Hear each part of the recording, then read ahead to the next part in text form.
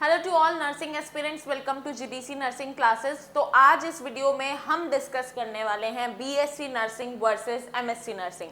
Basically मैं आपको बताने वाली हूं कि क्या बीएससी नर्सिंग करके आपके पास करियर ऑप्शंस होते हैं, प्लस एमएससी नर्सिंग के लिए अगर आप सोच रहे हो तो क्या आपको लगता है कि कौन कौन एमएससी नर्सिंग करना चाहे। यानी कि बहुत सारे ऑप्शन आपको बीएससी के बाद मिलते हैं और बहुत सारे आपको ऑप्शन मिलते हैं एमएससी नर्सिंग करने के बाद।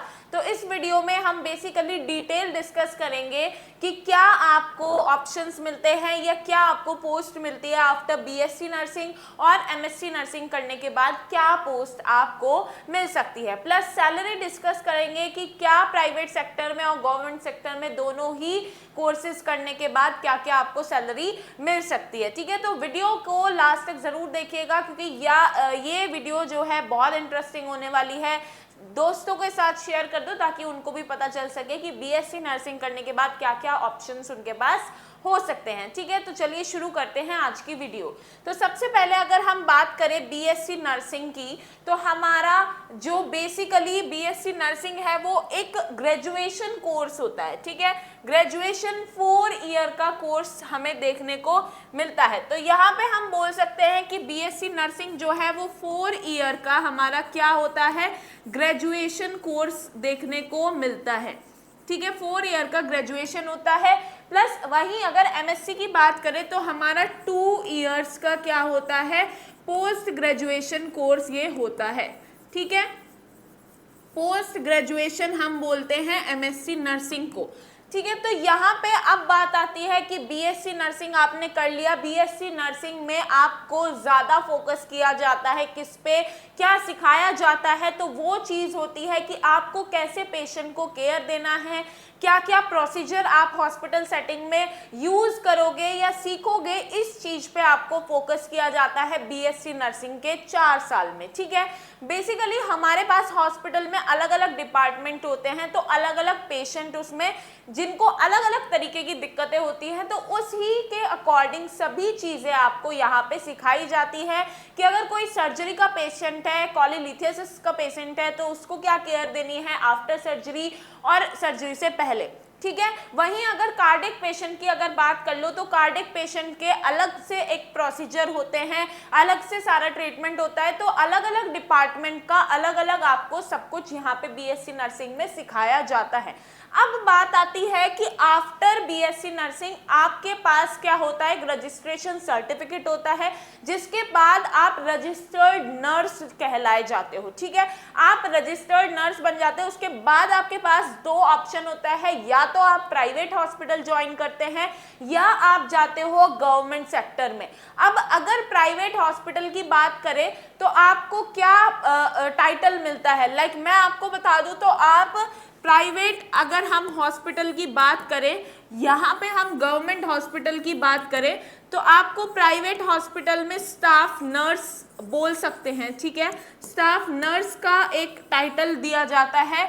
ठीक है, वहीं गवर्नमेंट में आपको नर्सिंग ऑफिसर का टैग मिलता है। ठीक है, नर्सिंग ऑफिसर आप कहलाए जाते हो। और यहाँ पे अगर बात की जाए सैलरी की, तो प्राइवेट सेक्टर में आपकी सैलरी, बेसिक सैलरी जो होती है वो 18,000 टू 35,000 देखने को मिलती है एज अ फ्रेशर। जब आप फ्रेशर ज्वाइन करते हो तो आपको 18 से 35,000 तक की सैलरी देखने को मिल सकती है, लेकिन ये आपका डिफरेंसेस जो सैलरी का होता है वो वेरी करता है जो जगह के अकॉर्डिंग। लाइक अगर आप दिल्ली में काम कर रहे हो तो आपको हो सकता है ज़्यादा पे मिले, लेकिन अगर आप हॉस्पिटल और सिटी पे डिपेंड करता है कि जैसा हॉस्पिटल है वैसा वो सैलरी आपको ऑफर करते हैं। ठीक है, वहीं अगर हम गवर्नमेंट सेक्टर में सैलरी का बात करें तो आपका स्टार्टिंग हम देखें तो 45K टू 55K तक होता है, लेकिन यहाँ पे मैं आपको बताऊं तो बहुत सारे अलाउंस जो होते हैं वो देखने को मिलते हैं। ठीक है, बहुत सारी फैसिलिटीज आपको देखने को मिलती है, प्लस यहाँ पे अलाउंस जो है वो देखने को मिलता है। तो इनको ऐड करने के बाद आपकी जो सैलरी है वो 1 लाख तक रीच कर जाती है। ठीक है। तो इनके बाद आपकी सैलरी जो है 1 लाख तक चली जाती है। तो यहाँ पे ये एक डिफरेंस, बड़ा डिफरेंस है कि प्राइवेट सेक्टर में आपको कितना पे हो रहा है और गवर्नमेंट सेक्टर में आपको कितना पे हो रहा है, ठीक है। वही मैं बताऊं कि अगर आपको गवर्नमेंट सेक्टर में जाना है तो उसके लिए आपको पढ़ना पड़ता है, एग्जाम देना पड़ता है। लाइक हाल ही में अभी आप एग्जाम्पल ले लो कि इतने सारे जो हॉस्पिटल्स हैं वो नर्सिंग ऑफिसर की वैकेंसी निकाल रहे हैं, जो मेडिकल कॉलेज है गवर्नमेंट वो, ठीक है। यहाँ पे एक बड़ा ऑप्शन हम नॉर्सेट का ले लेते हैं कि अगर आपको गवर्नमेंट में जाना है तो आपके पास क्या क्या ऑप्शन है। नॉर्सेट आप क्रैक कर लेंगे तो क्या कर सकते हो, एम्स ज्वाइन कर लोगे। यहाँ पे नॉर्सेट जो है वो साल में 2 बार देखने को हमें मिलता है, जहाँ पे परमानेंट वैकेंसी निकलती है जॉब की, ठीक है। वहीं अगर बात करें आपकी आरआरबी, ठीक है, वहीं ईएसआईसी, ठीक है, DSSB, ठीक है, यहाँ पे KGMU जो हमारे यूपी में सिचुएटेड है, SGPGI, ठीक है, और फिर हमारा PGI चंडीगढ़, ये सारे जो जितने भी हॉस्पिटल है, RML, ठीक है, ये सारे जो हॉस्पिटल्स है ये अपनी गवर्नमेंट के जो अपने होते हैं, ये अपने हॉस्पिटल्स की सेपरेट वैकेंसी निकालते हैं। तो आप उनका जो एंट्रेंस एग्जाम होता है वो क्लियर करने के बाद गवर्नमेंट हॉस्पिटल ज्वाइन कर सकते हो। तो ये एक बड़ा करियर ऑप्शन आपके पास यहाँ पे होता है, ठीक है। वहीं अगर MSc की बात करें तो MSc में बेसिकली आपका 2 ईयर का ग्रेजुएशन कोर्स है, जिसमें आप स्पेशलिटी जो है जो पहले चूज करना होता है कि किस सब्जेक्ट से। यहाँ पे आपको बहुत सारे सब्जेक्ट देखने को मिलते हैं BSc नर्सिंग में, लेकिन MSc नर्सिंग करने से पहले आपको अपनी स्पेशलिटी यानी कि जिस भी सब्जेक्ट में इंटरेस्ट है वो आपको चूज करना पड़ता है, ठीक है। तो speciality like medical surgical nursing और आपका मेंटल हेल्थ नर्सिंग, ठीक है, child health nursing, community health nursing, ठीक है।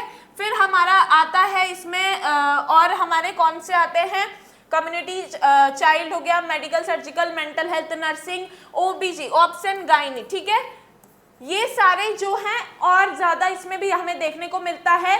तो आपको पहले स्पेशलिटी, ये आपकी स्पेशलिटी हो जाती है कि कौन से सब्जेक्ट से आपको MSc नर्सिंग करना है, ठीक है। प्लस अब हम बात करते हैं कि गवर्नमेंट में या प्राइवेट से कौन से कॉलेज से आपको MSc करना जो है वो प्रॉफिटेबल होगा। तो अगर यहाँ पे प्राइवेट की बात करें, ठीक है, प्राइवेट की बात करें और गवर्नमेंट की बात करें तो यहाँ पे लगभग प्राइवेट आपकी जो फीस होती है वो पहुंच जाती है ओवरऑल 2 साल का अगर देखें तो 4 लाख, ठीक है। 4 लाख आपका 2 साल का फीस लगभग पहुंच जाता है, बाकी कॉलेज पे भी डिपेंड करता है, ठीक है। अगर गवर्नमेंट की बात करें तो वहीं आपका 1 लाख के अंडर क्या हो जाता है, 1 लाख तो लगता भी नहीं है, बेसिकली 50,000 से 1 लाख तक के बीच में आपकी क्या हो जाती है, MSc नर्सिंग हो जाती है 2 साल की, ठीक है। अब मैं आपको बताऊं कि आपको कौन कौन से ऐसे कॉलेजेस हैं या कौन सा ऐसा एंट्रेंस एग्जाम है जो आप MSc नर्सिंग करने से अगर सोच रहे हैं तो आपको देना चाहिए, और हो सकता है आप गवर्नमेंट में आप एंट्रेंस क्लियर कर दो और आपका MSc इजीली हो जाए और अच्छी फैसिलिटीज आपको होए, ठीक है। तो मैं आपको कॉलेजेस बता देती हूँ जो कॉलेजेस हैं या हमारे मेडिकल इंस्टीट्यूट हैं। तो सबसे पहले एम्स है, ठीक है। एम्स आपका जो एम्स दिल्ली है वो हर साल मई या जून में अपना क्या करते हैं, एंट्रेंस एग्जाम कराते हैं, जिसमें आपको पार्टिसिपेट करना पड़ता है, एप्लीकेशन फॉर्म भरना पड़ता है, एग्जाम देना पड़ता है। अगर आप उसमें पास हो जाते हैं तो फिर डॉक्यूमेंट वेरिफिकेशन और आपको MSc करने का मौका मिलता है, ठीक है। वहीं अगर बात करें हमारा राजकुमारी अमृत कौर कॉलेज है दिल्ली में, ठीक है। वहीं अगर बात करें हमारा PGI चंडीगढ़ है, ठीक है। बहुत सारे ऐसे कॉलेज है, PGI रोहतक है हरियाणा से। तो बहुत सारे ऐसे कॉलेज है जो क्या करते हैं, अपना MSc का एंट्रेंस एग्जाम कराते हैं हर साल, ठीक है। तो आप जो है एक बार ट्राई करना ज़रूरी होता है, क्योंकि यहाँ पे हमारा जो फीस है वो बहुत कम हो जाता है as compare to private college, ठीक है। वहीं अब हम सैलरी की बात करते हैं कि क्या सैलरी आपकी MSc नर्सिंग करने के बाद जो है रहती है, ठीक है। तो वही बात आ जाती है कि प्राइवेट में कितना होती है और गवर्नमेंट में कितना होती है। तो ये आपको अगर मैं बताऊं कि आपका जो सैलरी है वो क्या करना पड़ता है जब आप एमएससी नर्सिंग कर लोगे, तो अगर आपको नर्सिंग ट्यूटर बनना है तो एटलीस्ट 3 इयर्स का आपके पास एक्सपीरियंस होना चाहिए, वेदर आप वो पूरा प्राइवेट कॉलेज से करो या गवर्नमेंट से करो, डजंट मैटर, ठीक है। तो अगर आपको टीचिंग में जाना है तो सबसे पहले आपको क्या करना है, नर्सिंग ट्यूटर के लिए आपको 3 साल का जो हमारा एक्सपीरियंस है वो आपके पास होना चाहिए। वहीं अगर हम सैलरी की बात कर ले तो प्राइवेट में आपकी salary college to college plus आपका जो सिटी है, कौन सी जगह आप काम करते हैं वो वेरी करता है, प्लस यहाँ पे आपकी 45K से 55K सैलरी जो है, थाउजेंड्स, ठीक है, इतना आप एक मंथ में अर्न करना स्टार्ट कर देते हैं जब आप एमएससी नर्सिंग कर लेते हैं, ठीक है। लेकिन ये अश्योरिटी ये है कि आपको कौन से कॉलेज, कौन से इंस्टीट्यूट में आप काम कर रहे हैं ये मैटर करता है, ठीक है। तो एमएससी नर्सिंग करने के बाद आपको 3 इयर्स का एक्सपीरियंस लेना पड़ता है टू बिकम क्या, नर्सिंग ट्यूटर, ठीक है। नर्सिंग ट्यूटर बनने से पहले आपको 3 साल का एक्सपीरियंस करना ही पड़ता है, ठीक है। यहाँ पे मैं आपको बताऊं तो आपका जो बहुत सारे ऑप्शन है, लाइक आप एमएससी नर्सिंग कर लोगे तो आपके पास जो ऑप्शन खुलते हैं वो या तो आप रिसर्चर बनते हैं, ठीक है, या आप बनते हैं टीचिंग में जाते हैं, ठीक है, ट्यूटर, ठीक है, टीचिंग और रिसर्च का आपके पास 2 ऑप्शन बेसिकली यहाँ पे खुलते हैं। तो ये एक डिफरेंस है, बड़ा डिफरेंस है कि आप क्या कर सकते हो। अगर आपके अंदर ये सवाल आ रहा है कि क्या एमएससी नर्सिंग करने के बाद हम नर्सिंग ऑफिसर बन सकते हैं, क्या नॉर्सेट दे सकते हैं, तो हाँ बिल्कुल दे सकते हो। आप एमएससी नर्सिंग करने के बाद नॉर्सेट भी दे सकते हो, नर्सिंग ऑफिसर भी बन सकते हो। यहाँ पे आपकी डिग्री के अकॉर्डिंग आपका प्रमोशन होता है, लेकिन आप क्या करोगे, जैसे आप अगर एम्स ज्वाइन करते हो तो वहां पे आपके जो जूनियर्स आएंगे आप उनकी ट्रेनिंग में हेल्प करोगे, यहाँ पे ये फायदा हो जाता है अगर आप एमएससी नर्सिंग करके नॉर्सेट देके नर्सिंग ऑफिसर बन जाते हो, ठीक है। तो बेसिकली ये एक डिस्कशन था यहाँ पे कि क्या आपको करना है। अगर आपको लगता है कि आपका टीचिंग में इंटरेस्ट नहीं है तो आप बीएससी नर्सिंग करने के बाद क्या करो, नॉर्सेट दो, या जितने भी गवर्नमेंट हमारे हॉस्पिटल्स या मेडिकल इंस्टीट्यूट क्या करते हैं, वैकेंसी निकालते हैं, तो आप उनमें पढ़ के एग्जाम दो और अपना सेटल हो सकते हो। लेकिन जिन बच्चों को ये है कि हमें हायर एजुकेशन की तरफ जाना है